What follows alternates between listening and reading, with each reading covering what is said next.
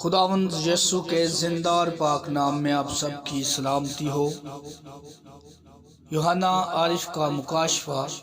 Bible مقدس کی آخری کتاب اور اس کا تیسرا باب ہم تلاوت کریں گے۔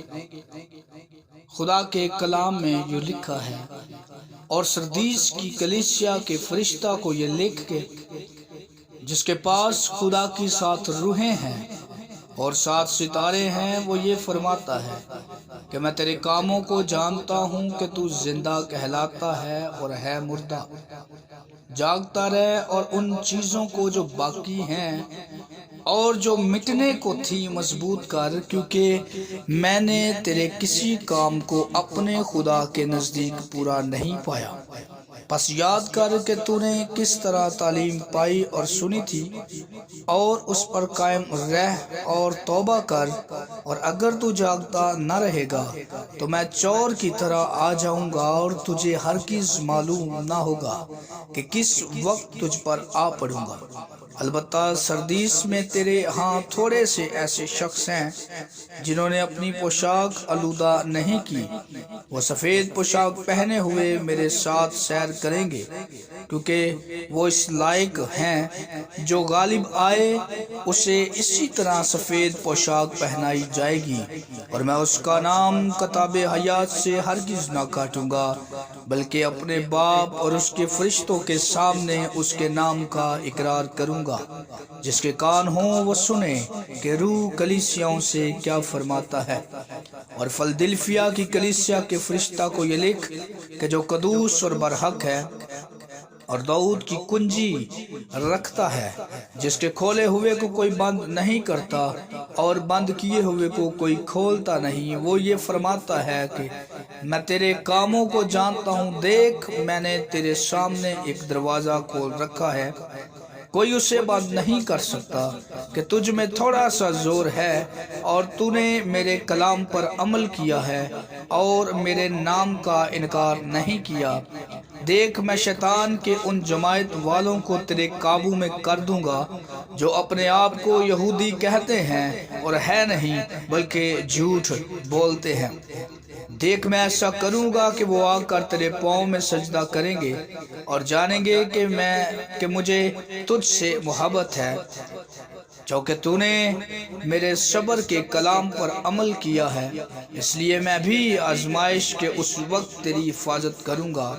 جو زمین کے رہنے والوں کے آزمانے کے لیے تمام دنیا پر آنے والا ہے۔ میں جلد آنے والا ہوں، جو کچھ تیرے پاس ہے اسے تھامے رہ، تاکہ کوئی تیرا تاج نہ چھین لے۔ جو غالب آئے میں اسے اپنے خدا کے مقدس میں ایک ستون بناؤں گا، وہ پھر کبھی باہر نہ نکلے گا، اور میں اپنے خدا کا نام اور اپنے خدا کے شہر یعنی اس نئے یروشلم کا نام جو میرے خدا کے پاس سے آسمان سے اترنے والا ہے، اور اپنا نیا نام اس پر لکھوں گا۔ جس کے کان ہو وہ سنے کہ روح کلیسیاؤں سے کیا فرماتا ہے۔ اور لودیکیا کی کلیسیا کے فرشتہ کو یہ لکھ